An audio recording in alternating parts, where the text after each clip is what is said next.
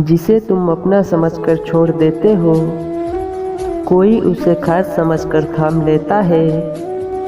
तुम जब कहोगे तब हम मिलेंगे, लेकिन एक शर्त पर, ना घड़ी तुम पहनोगे ना वक्त हम देखेंगे। आग लगा दी आज मैंने उस किताब में जिसमें लिखा था, सच्ची मोहब्बत अगर हो तो ज़रूर मिलती है।